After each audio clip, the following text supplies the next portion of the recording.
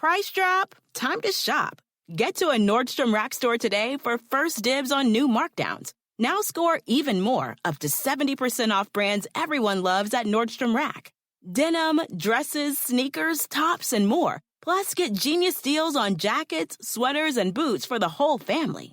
Shop your Nordstrom Rack store today and save up to 70% with new markdowns. But hurry, deals this great won't last.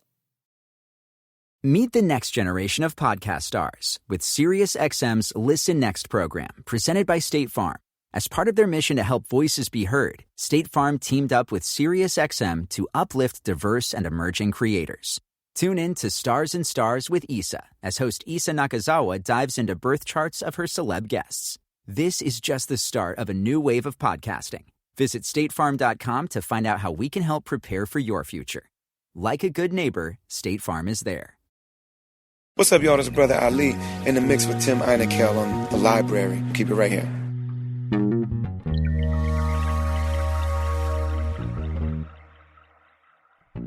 When I wake up, no makeup, half naked, I feel like I'm the shit. Pardon my language, but hang-ups do not define the kid. No, I'm not flawless, I'm scarred up and I'm fine with it. My body are the laundry list of all of life's unkindnesses, but I still sip tea and... My next guest has performed or worked with Talib Kweli, Dead Prez, Brother Ali, David Banner, Slug from Atmosphere, Dynasty, and many more. Prior to 2016, she dropped a bunch of albums and a bunch of music. Little juicy, my dialogue, little awkward, my idols still move me. My life is a movie, like Raheem and Mookie. I'm just trying to do the right thing, hope that it improves. She's Sa-Roc, and I want to welcome her to the Library to Michael. Thanks for joining me. Thanks for having me. Cool. So I want to, of course, I want to talk about your music. There's a track you did on Brother Ali's track, "We Got This." You spit, "Finally, my daddy can understand me a little better. See why I gave up my BA. See why I gave up my BA for another set of letters. Cause if he knew to what degree I sacrificed for this road, he might be proud of the life I chose to go get us. But time's too precious to be wasted on a grudge between us. Ain't no bond greater than the shared flesh and blood between us. And we can make it through the toughest time together if we let our guards down and just allow our love to lead us right. Why did you choose pursuing a career in hip-hop culture and rap music over getting your BA? Well, I think at the time when I decided to leave college, I just kind of felt like what I was pursuing, the career that I was pursuing, wasn't my passion. I didn't know what it was, but I knew it wasn't what I was doing. And I just kind of honestly stumbled upon a career in love for hip-hop. After I met my DJ and producer, Soul Messiah, after I moved down to Atlanta, he had worked with, several artists, and I loved the music that he was doing. And then one day we were just kind of playing around in the studio, and I recorded something I had written. I've always been a writer. I've always written poetry. I've always had, respect and admiration for many different poets. And, of course, hip-hop, too. I grew up listening to hip-hop and culture. But it wasn't until I laid that poem down to onto a beat, and it turned out okay, that I discovered, okay, that I'm not bad at this. So as I continued, I realized that, I actually enjoyed, actually spitting the lyrics as opposed to just writing, because I'd never done like open mics or anything like that on my poetry. It just kind of happened on accident. And I realized that was from the first time that I stepped on stage and I shared a part of myself with the audience. I realized that this was deeper than just, a creative endeavor. It was a calling. Prior to getting on that stage, was your poetry just private? I mean, was it just for yourself, or were you sharing? Private. It was private mostly. But I've always been in the performing arts. I've always done theater, and I've done like recitations during like events and stuff like that. Right. But I was never one of those poets that like went to open mics and things like that. So it was stuff that I kind of just did with school and shared with friends and stuff like that, but never on, a stage per se. How is approaching a poem as a writer, and even, I know you said you didn't really perform it, but even performing it different than approaching as an MC and writing, just 16 bars? Well, you can be more abstract when you're writing a poem. And typically as my poetry evolved, it went from, basic rhyme schemes to just more like an in-between between poetry and prose. So I could be a little bit more, again, abstract. I could be a little bit more creative where with writing bars, you know, each line has to have an impact, whether you're doing, you know, a punchline or something like that, or and the rhythm is a really big thing in hip hop. So it was like the rhythm came easily to me, but as I embarked upon my craft and got better over the years, like I played around more with like rhythm and rhyme patterns and stuff like that. And you don't have to really get into that with poetry, or I didn't get into that with poetry. Of course, with spoken word, there's more of a nuance as far as like flow and stuff like that, but I wasn't a spoken word artist. You spit see great writers made me, not Jay-Z, but Langston. I'm still trying to digest the dream deferred. And every time I put my pen down, The Who featuring David Banner. What was it about? And what was it about kind of Langston Hughes that spoke to you? And do you remember the first poem you read or heard by him that made you want to just become a writer?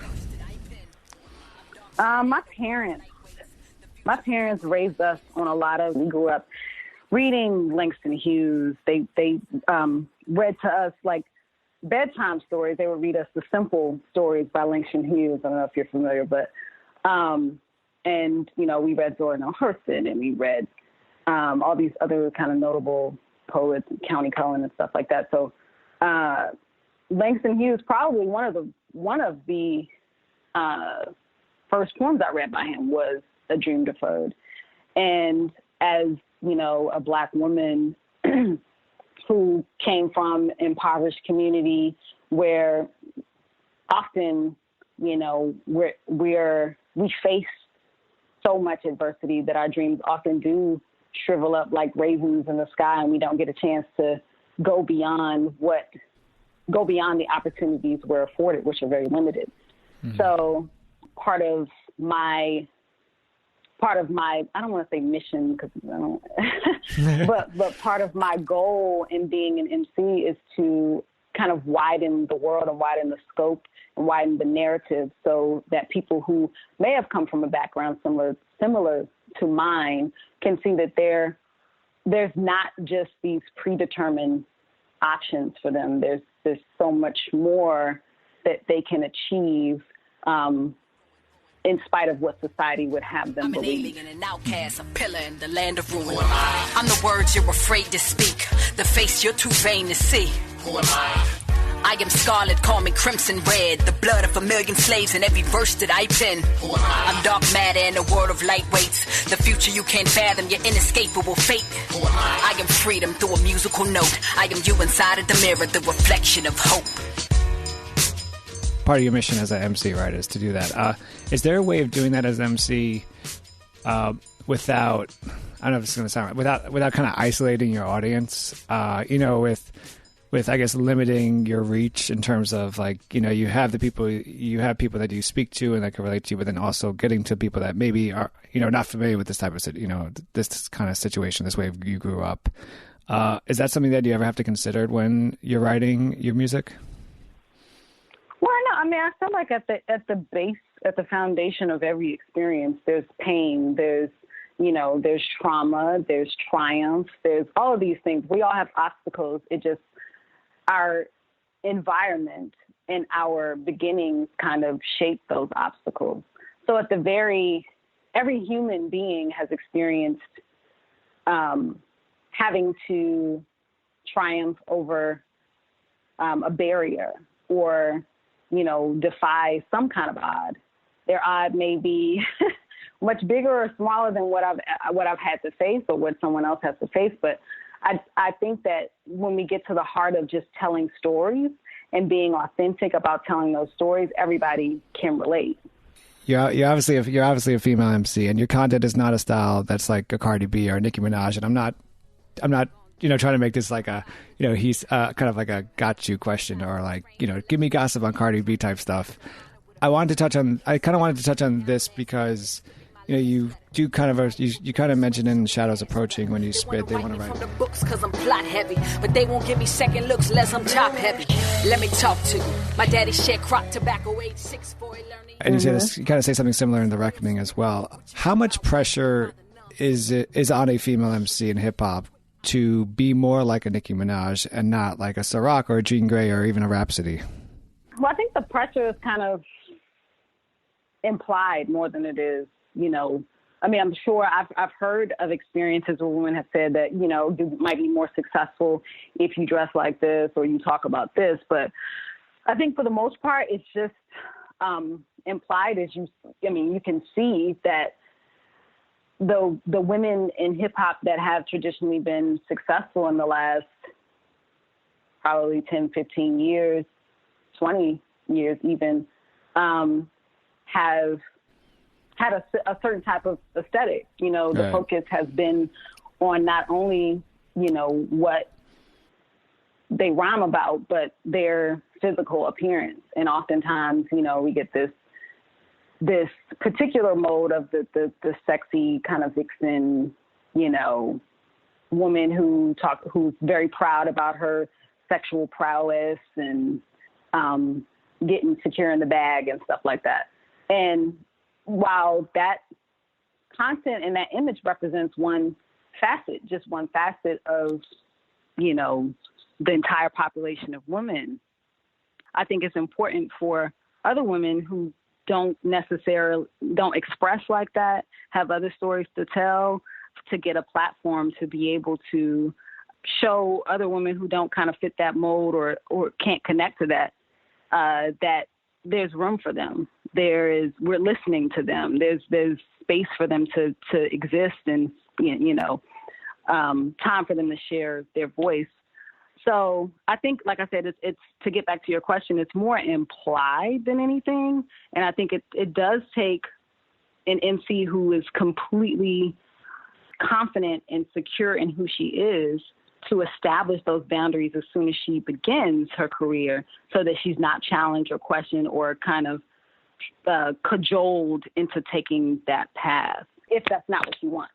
As part of the kind of the goal or the statement, the goal there is to somehow convince female MCs that with their lyrical content will give them more of give them longevity in their career versus, their looks. Is that hard to convince a female MC to know that? I mean, I don't really know. I haven't had a situation where I've, been trying to convince a grown woman to do what, to make a decision on, how she wants to represent herself. That's up to her. But I think, it's important to have that conversation. Because at the end of the day, you're not going to look like that forever. So you have to have something to back it up, And I think I've noticed over the course of my career, I've performed in everything from a floor-length tunic to, a mechanic suit to a little mini dress. Right. But I noticed that where the real connection comes in, when people can connect to actual stories, when people can connect to passion about matters of substance, can connect to that heart, to things that everyday people can relate to, that aren't in the limelight, that don't have hundreds of thousands of dollars, that don't, that don't live this life of glamour. They go to a 9-to-5, they don't wear that kind of stuff. And again, they have scores of women who can relate to that. And like I said, that's a beautiful thing that we have, that we need. It's a beautiful thing to have multifaceted representation of women, because there's more than one kind of woman out there. There's more than one voice of woman. There's more than one style of dress. And we should be able to show all of that. And I think that it's unfortunate that we have kind of created, not we, because I'm not putting the sole responsibility on women. I think that there's this I read it being called this Highlander mentality, like that there can only be one.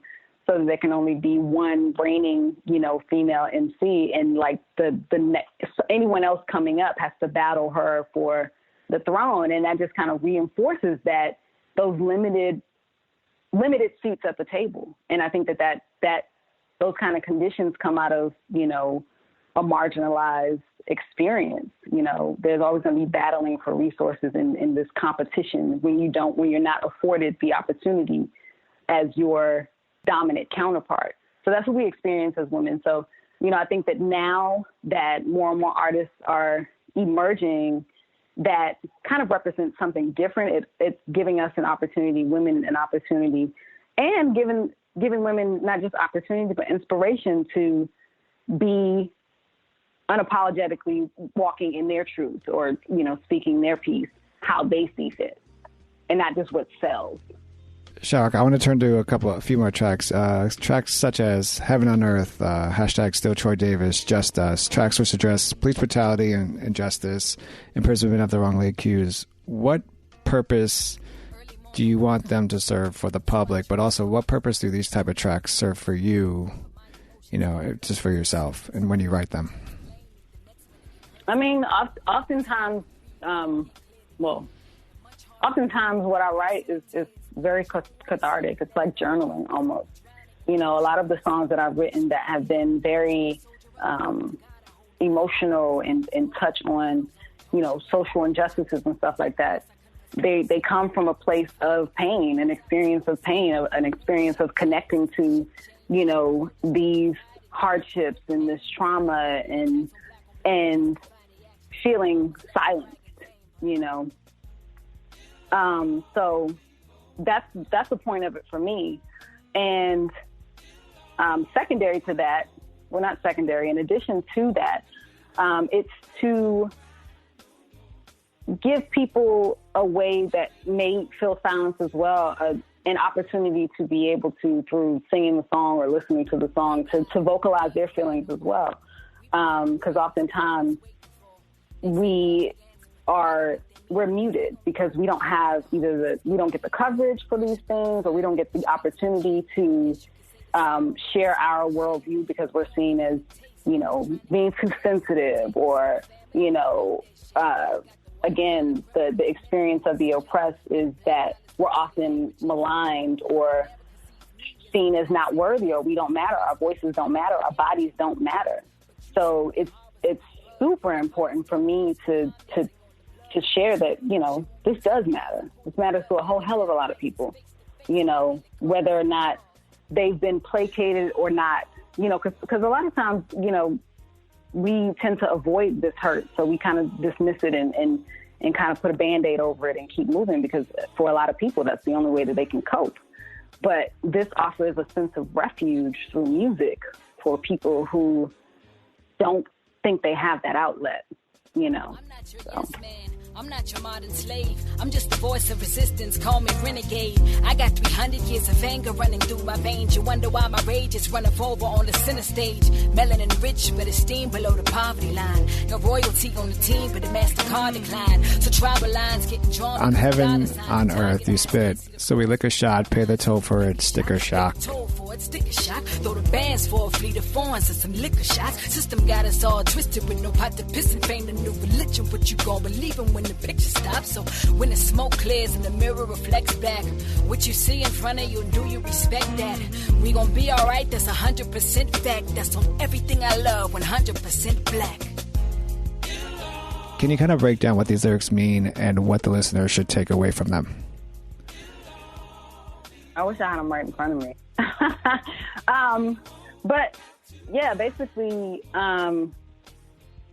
it's about kind of the many ways that we kind of numb our pain, popping bottles, and we tend to escape or try to escape from our experience of lack, or our experience growing up in poverty and stuff like that. But by now, like doing the money bands on the ear and, floss and compensate for what we lacked, coming up, which is an understandable, albeit potentially problematic response to problematic response, which is a form of escapism, and not actually dealing with, you know, the foundational kind of pain that comes out of being an oppressed person. So it's about, at the end of the day, like, you know, it's cool, you've amassed, you know, this fame, you've amassed this publicity, you've amassed this money, and, you know, you're living this life. But at the end of the day, who are you? You know, are you someone that you respect? Are you someone that your children can look up to? Are you someone that is able to leave a lasting and respected legacy here on the planet and have an impact, a positive impact on the people who come after you? So I think that's the age-old kind of conundrum for an artist. Like, am I doing this? Do I have a responsibility to the listeners? Do I have a responsibility to the audience? Or, you know, is it just about me and about, like, having fun and making this money? And I think it's twofold. Yeah, you owe, your primary obligation is to self, and that's in any relationship. Right. You know, self-love can, you know, has to come before, you know, you love anyone else. You know, self-respect has to come before you can respect anyone else. So the same thing, like your primary concern should be for self first, but at the end of the day, when you have so much influence over millions of people, you have to consider what is the weight of my words. You know, you think about the whole 7th generation proverb, that Native American proverb that talks about what the impact that we leave on this earth and how it affects, you know, the 7 generations to follow. You know, it's important to consider, like, what are the consequences of what I'm putting out into the universe? And that's just it. Like, am I happy? Do I feel, like, pleased that, I mean, of course, not everybody's going to be happy with what I do, but at the end of the day, did I do it from a space of truth? Did I do it from a space of honesty? Did I do it from a space of good intent? And yeah, we got to look at ourselves in the mirror at the end of the day. And the track 7 Days and Nights, you take on, I think, an issue that has been, I feel, has been it's been a problem with in hip hop for quite some time. I remember when I was when I was listening to, when I went into underground hip hop, like Black Star, I kind of, the lyric that you spit is kind of why, and the lyric you spit was, now people don't appreciate the real spit. If you ain't crooning all the tune on the coon, they wanna prove it, play a entertain that innovate the real shit. The club's off going ham. And like part of it was just not this great wordplay that really stood out for me, but it was also kind of bringing me back to when I started listening to Black Star. Is this issue that you're addressing in this lyric, is this something that's new now, or is it the same issue that we've always kind of been talking about? I feel that always faces the art. I think it's become more prevalent in recent years, but there's always been this divide between those who are doing it just simply for entertainment and to get money. They'll do whatever it takes, you know, for entertainment and for money, and those who are actually serious about the craft and are serious about, you know, promoting a message and serious and have social responsibility when it comes to spitting. But it's definitely become, you know, more prevalent. We live in this microwave age, and we have this young, like, upcropping of this new upcropping of artists who, you know, they take pride in writing a song in 3 minutes or 2 minutes, and, you know, it's, you know, there's the integrity is not there, you know, musical or otherwise. It's just not there. And with the popularity of that kind of music grows, the industry has pushed that, you know, kind of narrative.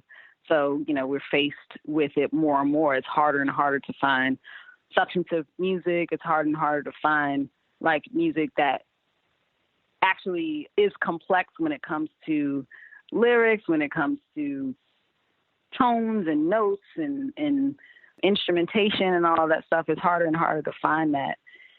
And so it becomes refreshing when we get, you know, albums like Prime, you know, with Royce the 5'9" and Premier, and we get, albums from Kendrick and albums from Rhapsody, and these people who are really focused on not only coaxing out the emotional response, but also, there's a kind of a primal connection that we feel with certain vibrations and notes and real music and instrumentation.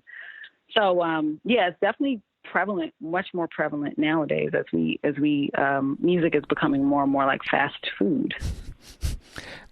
Speaking of writing, you when my friend told me, "Hey Tim, you should check out Sa-Roc," I did not realize how much music you had out there, and it was incredible to listen to. I have to say, I've been doing it for like a week straight of listening to as much as I think all your music. It doesn't. I probably not.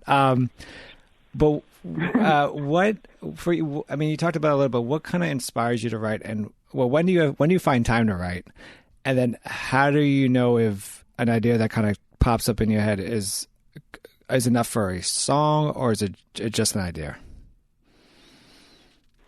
I don't know. I don't know if I ever really know. You never know, like, how something is going to hit. But I write from inspiration. Like, I'm not one of those.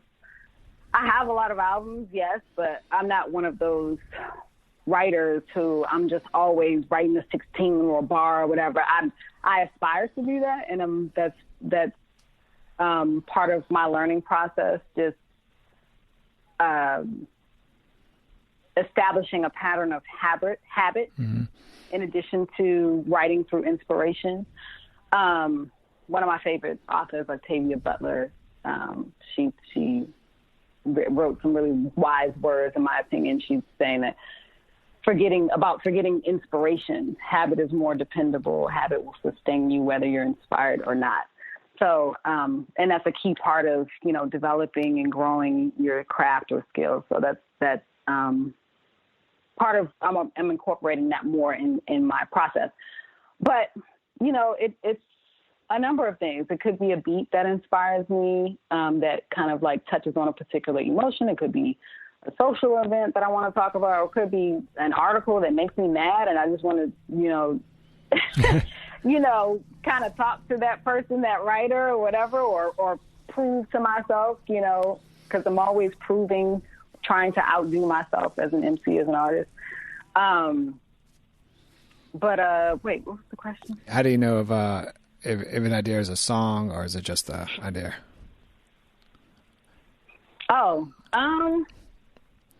Yeah, I mean, it's hard to tell sometimes. But I think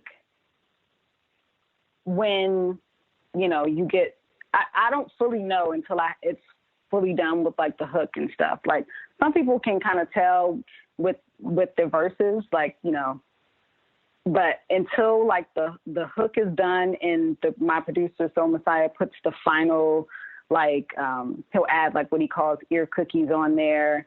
I'll add, maybe some ad libs and harmonies and stuff like that. I need it to be fully completed before I can feel it. I need to know, like, it needs to be fully fleshed out before I can feel it. But yeah, it's kind of an odd thing, because for me, like, a song is never fully complete. There's always something else I can do to it, right, to make it better or improve upon it. And that's another thing that I have to deal with. I'm kind of a perfectionist that way. Do you have I'm just curious, do you have a say, or not say, but do you have input on kind of what artists are cut up within the beat that you spit over? And I asked this because I noticed that, like, in some of your tracks, Busta Rhymes is cut up, there's a sample of Busta Rhymes, there's a sample of Nas, there's a sample of Outkast. And I was just curious if you did, or maybe if this was like a conscious decision on which artists should be sampled, and if you could kind of talk about how maybe each of these artists kind of influenced you in your career as an artist. Well, it depends. Sometimes, Soul Messiah will, if he hears that particular person, when he's doing like cuts and stuff like that, he'll just do it. Right. And then on other songs, you know, I'll say, you know, this reminds me of an Outkast type of thing, or this reminds me of, I don't know, a Moses Sumney, or depending on, you know, the artist. But honestly, it's kind of dealer's choice because, you know, I trust his ear, right? You know, as a DJ and producer. So he oftentimes will like throw stuff in there, but he knows who I like as artists and stuff. And we oftentimes like and vibe off of the same kind of music. So he won't put anything in there that he knows I don't necessarily have a connection to, you know, because I grew up listening to Outkast. Like they were after, I don't want to say after KRS, because there were a couple more that came after KRS.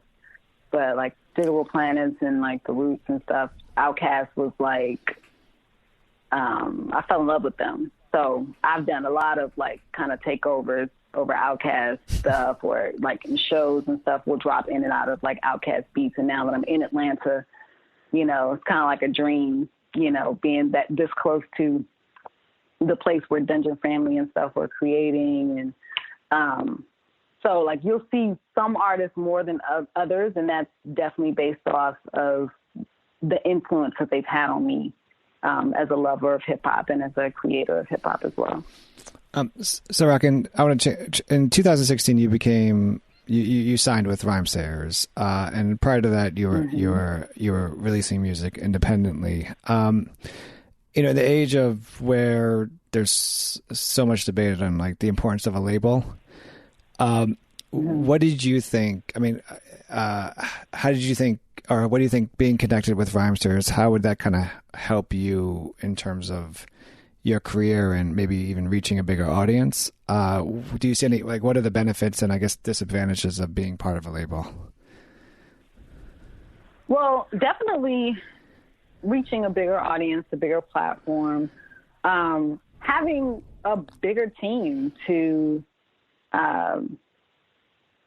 promote and to share.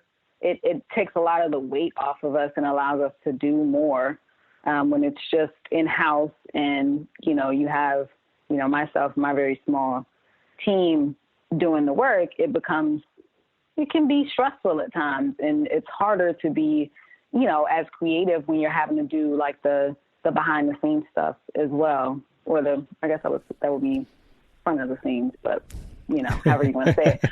But it helps to have a team, you know, offload that stuff, promoting shows, helping to book shows, or helping to promote stuff on social media and stuff like that. So that's been amazing. And then sharing again my work with, you know, their hundreds of thousands of additional, you know, listeners and you know, supporters that they've established over their 20 years of being in existence, 20 plus years of being in existence. I think the only downside probably would be that it's a little bit more pressure when you have, you know, a whole other group of people who are expecting, you know, creative output. When you're doing it by yourself, it's just like, oh yeah, this is easy. I'll put out, you know, I used to put out, like, there are some albums that I have, at least one album that I did in 5 days. Oh, wow. Me and Soul Messiah just, like, put Babylon. We put our heads down and we just put it out because I wanted to release some new music. And we wrote, did the music, and put it out in 5 days. And we were able to just do that because we had the digital distribution, so we were able to throw it up and put it out. Whereas it's more of a process. And again, there's different expectations when, you know, a label comes into play. Of course, we have, you know, the final say when it comes to creativity. Like that's under our scope solely, but there's timelines and stuff that are different. Like you have to turn in stuff, and it takes longer to get things like processed and in the works, and there's other artists on the label and stuff like that. So there's a lot of things moving parts to consider, whereas it's not just, oh, I feel like putting out an album next week. Right. You can't do that anymore. But I mean, I love it. I think that helps as far as promotions as well. You know, when you have a label as experienced as Rhymesayers that knows how to predict trends, the best times to release stuff, you know, when like current social things are the best environment to release something in. Or, you know, you have all these other thinkers that are, you know, giving you input on when best to maximize your creativity. So when all you have to think about is the creativity and they're thinking about everything else, that just lifts the whole weight off your shoulders. So we're loving it. I'm glad you mentioned creativity, and you mentioned that that you guys have final say anyway over your creative process, and this is a very poor transition into this other question. But there's this track I really like by you, Red Dawn, and I not just like it because of your rhymes, but also it shows this comfortability you have with not rhyming and just either having instruments or singing. And what it is like you rhyme for 2 minutes and 30 seconds, and then the last 2 minutes is just singing or more instruments. When did you, as an artist, become, or have you always been comfortable with, I guess, silence in a way? And then what's the reason behind that 2 minutes for this track? I think Red Dawn in particular was, the intent of it was to evoke a kind of emotion. And sometimes you don't need words to evoke that, you know? Sometimes all it takes is silence. All it takes is a couple of strings or, you know, a drum or something like that, for people to connect from the heart and not have to listen with their ears per se, but listen with their heart. And I'm a big fan of Miles Davis. I grew up listening to jazz. My parents were big jazz enthusiasts. And Miles and even Thelonious Monk, they said a lot in between the notes. They didn't need to fill, you know, a lot of the space, you know? So the listener was tasked with filling that space in with how they felt, you know, with their energy, with their vibrations and stuff like that. So I think it's really important to allow the listener that space. And then sometimes, like, I don't have anything more to say, but it would be too abrupt to just stop the song. So you ride that wave of energy until it feels right. So, yeah. And I think that probably comes from, again, the jazz background. I actually played an instrument as well. I played the trumpet as well, and then writing poetry and stuff too, because it doesn't have to be, you know, all the time filled with this wordy, you know, super lyrical wordplay, you know, at all times, and, you know, filling every space in with an ad lib and this and that and stacking this and that. You know, sometimes simple is better. Sometimes silence is needed. So one more. That's beautiful. I mean, one more question. You know, you're as mentioned, you're set to drop an album this year under Rhymesayers. Yes. How, if at all, are you ensuring that this album is different than, you know, anything you've done and in the past? And then, if not, or if you could just speak a little bit of what can we expect from this album, and I guess when can we expect it to drop? I don't really have a release date. I'm hoping for the fall. But I'm just trying different things. With my previous albums, I've kind of shied away from going too deep personally. But this album, I'm exploring those kind of emotional depths a little bit, plumbing those emotional depths, if you will. You know, because like I said, it's writing for me is a catharsis. Writing for me is explorative, and I want that to translate through my music. I think that sometimes I've used my lyrics as armor, if you will. And that kind of comes across in delivery and, you know, lyrical content as well. Like I love, you know, spitting that, you know, that MC-ish, that I'm so dope, ain't nobody doper than me, you know, get sliced up by these bars. And you know what I'm saying? Like, and I think that was armor for me. Mm-hmm. It was armor, it was affirmation, it was a lot of things, but I think that this album is a deeper exploration of who I am as the person and not necessarily as the MC and the sharecropper's daughter in particular. That's the name of the album. Speaks a little bit more about the way that my family history and experience with hardship, trauma, and these things have shaped and developed me as a person. And I look forward to sharing that with my listeners who haven't previously, you know, had been privy to that kind of information. And I just released a single called Forever, and the impact of that has been amazing. And I think that it speaks to the importance of just getting vulnerable. You know, of course you reserve, you know, a space for yourself that's important. You need to have a place where that's not accessible just for self-preservation, but it's important to be vulnerable, to show humanity, to show vulnerability.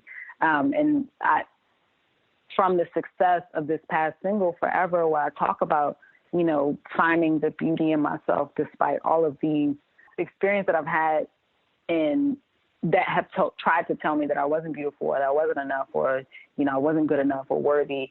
And people responded to that so well. They could relate. And this album, I wanted to make something that was like completely just relatable on a raw level. So that's what guys can expect. An incredible MC, an incredible talent, an incredible person. Sa-Roc, I want to thank you so much for joining me in the library with Tim Einenkel. Thank you.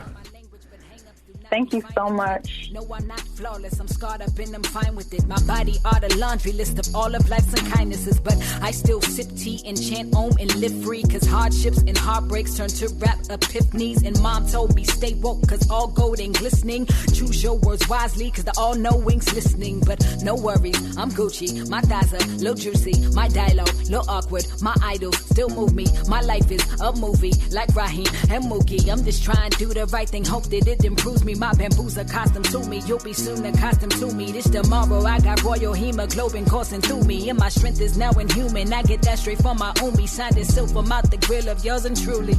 You better shine on them, baby. You a star. You better be exactly who you are forever. Cause they gon' try and change your heart. Don't let up. Cause you're so damn fine just the way you better shine on them, baby. You a star. You better be exactly who you are forever.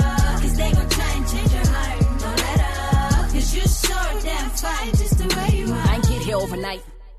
I was in that mirror like 4 or 5 times a week on my Malibus, reciting affirmations like holy rites, and I still don't know everything. But I guess confessions from 8x11s and studio sessions seem like it's only right. And trust me, this my therapy. Fuck your couch. Finna murk all these Murphy types, funny style at me. Shut your mouth. Touch me, I'm slaughtering crews, squads, goons, teams. The queen is coming to rule your region. Coming for all of your asses, plus your house. I ain't always have it in me. No time is for pretending. I was 14 years old, forcing pills down my throat, so my baby fat diminished. Still got these scars from cutting my wrist when I thought the life was finished. Now they remind me what my lows look like. Now I know the sky's the limit. Okay. Never claim to be perfect, that's an impossible dream. I'm just saying that I'm worth it, that's the responsible thing. Spend half my life trying to find my life from outside sources, why the only voice that mattered came from me. You better shine on them, baby, you a star. You better be exactly who you are forever.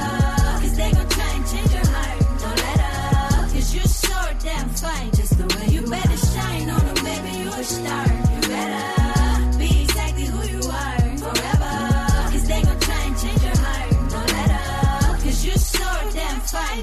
When rock go in, she took a aggressive, that's too masculine. And her content, a little too obsessive, just relax a bit. She say she got that's narcissistic, just the facts of it. Nah, I don't really F with female rappers, that shit sacrilege. Glad I learned early not to internalize every ink up. Daddy told me with every opinion there comes a sphincter. And they would rather she them thoughts than popularize a thinker. Why them lying archetypes is chasing cat, I'm trying to sphinx her. Rap barrel, skin caramello, apparel, mainly vintage. Meryl composer, warrior, so every verse became a vengeance. Went through too much hair to not be fine, but they still feigning ignorance. So now I came to click my just do with remaining interest. Baby, I'm a star without the flash frame of Fenty. Came out the doctored up the entire game upon my entry. Kept it 100, messed around and gained another century. In this now I'm aimed to pop off till my mental chamber's empty. I'm unbothered, your standards is irrelevant. I might F around and rock a body, all this for the hell of it. They've been trying to martyr me for ages cause my melanin. So now I'm soaking UV rays with shaking slathered on my adamant. My dude, I'm magic, my game is God is my mood. It's savage, that's game, it's Connie's my move. And mountains, my range, astonishing danger. Sonnets like rain and comets, they blazing. Trails through planets, all hell, it's kind of amazing. That's right, we'll call it self-love. Discovered I was dope and indulge like I'm scale drugs. And you could call me arrogant and that's gonna help love. But if you trying to knock me down, your demolitions fell, bruh, fell, bruh, fell, bruh, fell. You better shine on them, baby, you a star. You better be exactly who you are forever. Cause they gon' try and change your heart. Don't let up, cause you're so damn fine just the way you better shine on them, baby, you a star. You better be exactly who you are forever. Cause they gon' try and change your heart. Don't let up, cause you're so damn fine just the way you better shine on them, baby, you a star. You better be exactly who you are forever.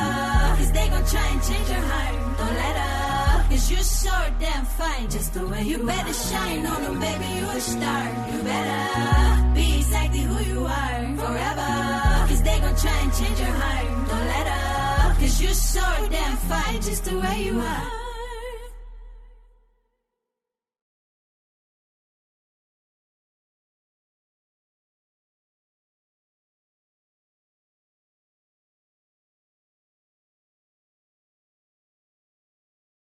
Just in and so good. Thousands of spring deals at your Nordstrom Rack store. Save big today on new arrivals from Kate Spade New York, Nike, Sam Edelman, Free People, and Madewell, starting at only $30. Great brands and great prices on dresses, denim, sandals, designer bags, and more. So rack your look and get first dibs on spring styles you want now from just $30 at your Nordstrom Rack store. What will you find? Meet the next generation of podcast stars with SiriusXM's Listen Next program, presented by State Farm. As part of their mission to help voices be heard, State Farm teamed up with SiriusXM to uplift diverse and emerging creators. Tune in to Stars and Stars with Issa, as host Issa Nakazawa dives into birth charts of her celeb guests. This is just the start of a new wave of podcasting. Visit statefarm.com to find out how we can help prepare for your future. Like a good neighbor, State Farm is there.